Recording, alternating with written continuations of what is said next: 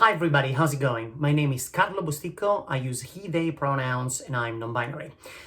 If you're hearing an accent, it's because I have several accents. I'm Italian. I moved to London when I was 19, worked here for 9 years as an actor, and then went to New York City where I did off-Broadway and lots of new work, new musicals.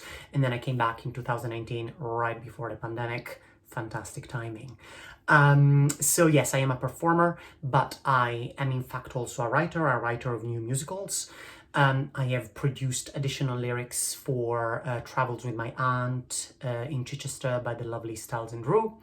I have two musicals currently in pre-production, one of which, called Just Bee, an ecological fantasy musical about bees, was performed by Winchester University recently. But specifically, I have one that might be quite relevant for now. That one is called Chasing Icarus. We recently got Arts Council funding for it. We like to talk about it as Amadeus meets Hedwig and the Angry Inch.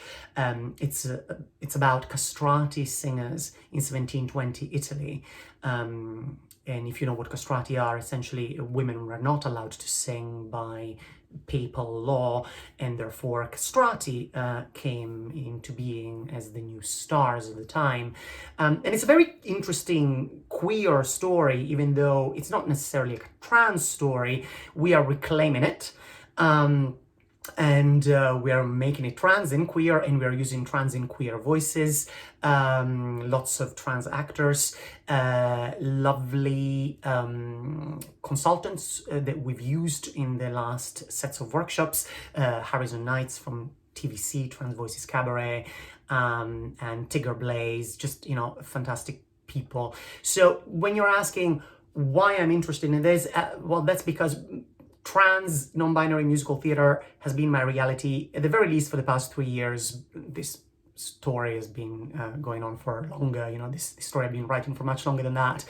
But, you know, like, I'm fighting the fight, and I would love to be shown new trenches, new fronts to go to keep the fight going instead of the one that I already know.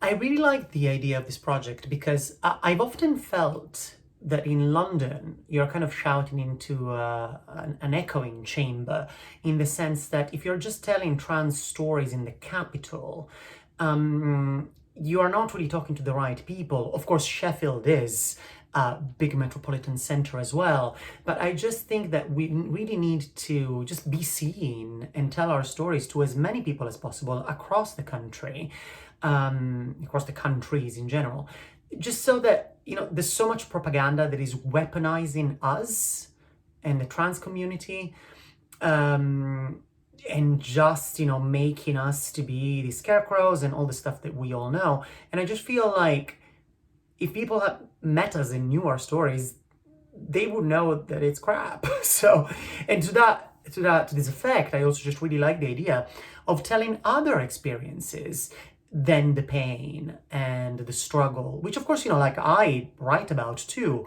but we are kaleidoscopes, rainbows of experiences, complex humans, and we should be known as such, and celebrated as such. I collaborate a lot. I'm a part of BML, Book, Music and Lyrics, writing course in London, where we rotate partners every 3 weeks for different assignments. So I definitely prize putting my ego aside and just giving my writing partner what they need to do their best work. It's the only way to really, you know, just get the stuff done. I also have done a lot of devising, trained with Shunt Events, the devising theatre company, when I was at drama school years ago.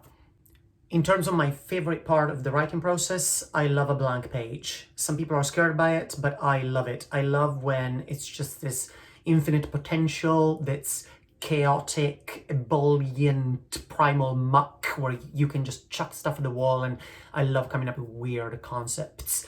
Of course, I had to train myself to also refine and cut, which I hate, but I learned to do it. But yeah, the first creative phases are my favorite. Thank you so much for your time. I hope this was useful, and I'll speak soon. But I'm speaking now. We'll speak soon. Bye.